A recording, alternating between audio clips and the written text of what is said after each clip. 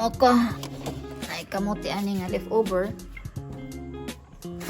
Ato ning i-recycle, di ba? Recycle nato ni guys, di sayang. So ganda na ko da plato diri. Kay kaning kamutihap. Kamuti Q ni ato ni adlaw. Diya kani nilungag nga kamuti. So sayang pud og ilabay nato ato ning i-recycle. Gamo nato ni siya og kamote delight. I-prepare nato ang milk, ang cream, ug ang cheese, di ba?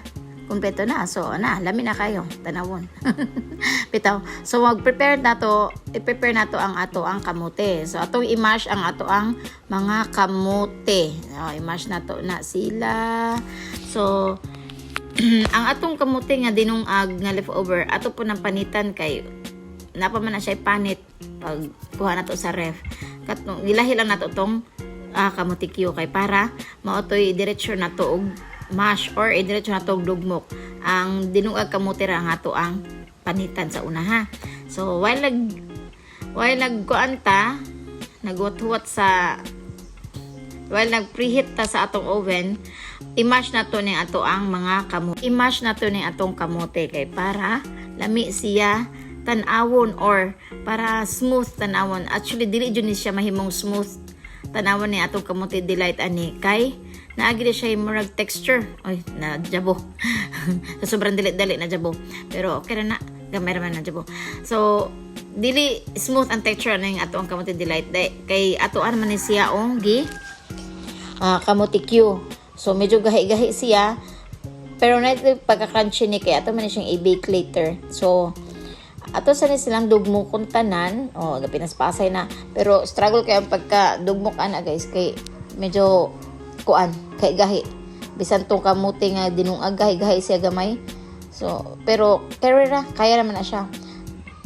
Dahil ato na siyang pero kamo guys, kung nato mga leftover, wala kuantaan ni nag-mash taw. Kung namin mga leftover, ay ninyo ipanglabay kay sayang. Mahal mga pamaliton karon. So, i-recycle na to taman sa mahimo na tong recycle nga tong pagkaon. Kay, pamustan pa man na.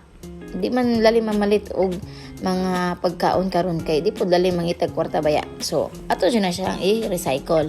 So, kamote delight from the scratch ni siya. So, humana ta og mash sa atong kamote delight. Ato na siyang so, guys. Sa tong kaha, then abrihan natin ito ang oven.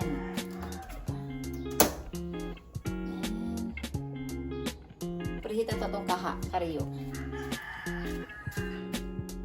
Kapag human nato preheat sa tong kaha guys, ibutang nato ang atong gi-mash nga kamote or atong gidugmok nga kamote sa tong kaha. So low fire lang ta ha. Pagbutang nato sa kamote, tanawa sa puno ninyo. Hintutok pa man So atong ibutang ang atong condensed milk pag human nato butang sa atong kamote sa kaha. Butang nato ang condensed milk. So walay exact amount sa ato ang condensed milk. Tansya-tansya lang ma-cover tanan ng atong kamote. And then pag human na butang hatog Nestle cream. So ang atong Nestle cream is dense na siya or medyo tibuok na siya kay gikan na siya sa ref. Kay kung dili gikan sa ref kay watery man. So kana siya tibunggo na siya kay gikan na siya sa ref.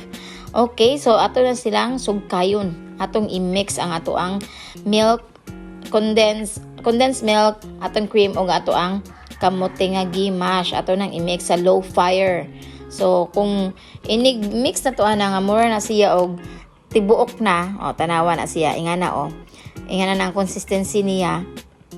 Hindot na siya kay meaning na combine ang imuhang mga ingredients. So ako na siyang giluto gamay sa kaha kay medyo bugnaw man gud ang kamote nato kay gikan sa ref. So tanang ingredients nato gikan sa ref. So ato na silang initon na to gamay ng ato ang mga ingredients, di ba? Then inughuman ana tanawa, di ba? Tibuok na siya. Mura na siya pwede nang imasa. So, inighuman ana nato siya og init sa tong kaha. Ato na silang i-transfer sa ato ang plato. So, pag sa nato na tong oven, so, while ato na silang gipahuwat nga mo cool down tong atong kamote nga giluto, ato sang bangguro ng ato ang cheese nga atong itapping sa ato ang mashed potato. Dili mashed potato di ay. kamote delight. Sa man yung baba, sige na mag-mashed potato. Muna mag-mashed potato ang kamote delight, no? So nahuman na ta og banggod sa ato ang cheese nga atong i-toppings. So, tanawa ko no. Ato nang i-prepare atong molder. Kanang molder na to, butangan po nato na siya og paper cups. Gagmay nga molder atong i-prepare kay para daghan pod ang ato ang magama. So, butangan to paper cups. Hinahinay na to butang ang paper cups kay medyo hangin ra ba. Kay open magud ang balay. So, manglupad yun ang atong paper cups manang butangan, hinahinay na to butang sa ato ang molder. So, hindi ko man ato butang sa ato ang molder. Ato nang kuhaon ang ato ang kamote nga luto ganina. So ato i-transfer sa plato para dali na nato i-transfer sa atong molder. So don't mind na lang kung akong gikinamot ng kamote kay nanghugas man pud kog kamot guys. Ay mo kabala ka. Di man gud siya matarong nato siya og butang sa molder kay ang molder to gamay ra. Di na to matarong og dili na to alalayan sa atong tudlo ng ato ang kamote. So ato rang i-guide ang kamote. So, flatten na to gamay na atong kamote sa atong molder. Tarong lang nato nga para dili mahiwi ang ato ang mga paper cups ato ipanglupad na kay hangin malagi. So, natagba ko gukod sa mga paper cups. So, paspasan na to kay hangin para mahuman ato ang pag-transfer sa molder. So, human ang isa ka molder, ang isa na pagka molder. Ato i-change og laing paper cups kay nalabay man ang uban kay palit sa hangin. So ato na po sa butang i-fill in na po nato ang atong molder na isa kay na puno na isa. So kani siya ato hinahinayon nato kay hangin. Okay. So inig transfer nato sa molder. Inig human pag transfer ana pa nato ibutang ang ato ang cheese nga ato ang shred ganina or banggod, di ba? So wala na to napuno ng atong isa ka molder kay gamay raman. So ito pagkuha ng mga paper cups ato uban ana and then ato butangan na og toppings. Butangan atong cheese. So ang cheese na gigamit ato guys kay dili siya melted cheese ha kay ita ka afford and then ang available ra sa atong ref is cheddar cheese. So, bisag cheddar cheese na lami na siya kayo guys. Pero mas lami gupod unta to melted. Pero kung yayamanin mo guys, pwede mo mag gamit og melted cheese. Medyo mahal si melted cheese magod. Manang cheddar sa lang ta ha. Pero mahal ba po ng cheddar? Yummy gihapon ang cheddar bisan pa og dili na siya ma-melt kayo sa inyong kamote delight. So, ato na ning ibutang guys. Tana to sa oven.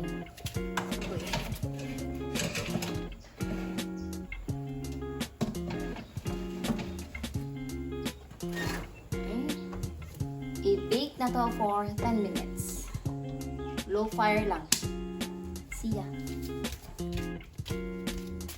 So, ito ang kuhaon. Okay.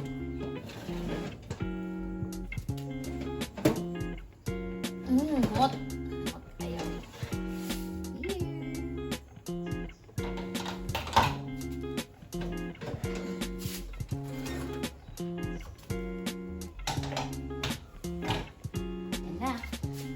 Kamote delight. Yummy.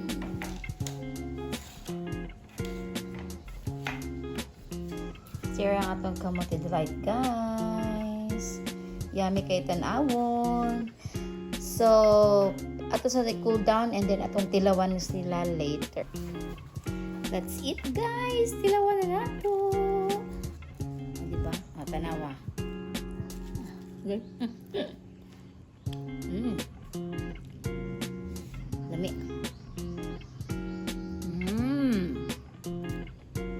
Perfect. Ang gailog ang lasa sa ato ang cream and sa ato ang gatas o sa ato ang cheese na naipagka salty gamay tungod sa cheese. Ay, dili pa lang templado daan nato ang kamote. Pwede na to sa butangan og gamay nga pinch of salt. Pero templado man siya kay kamote. Kuwan man siya daan. Kanang kamote Q man daan. So, hindi na nato templahan og salt. Diretso na. May kayo guys. So, So kamo diha, gaman na. Try it, di ba? Kay di mo magmahay, lami kayo.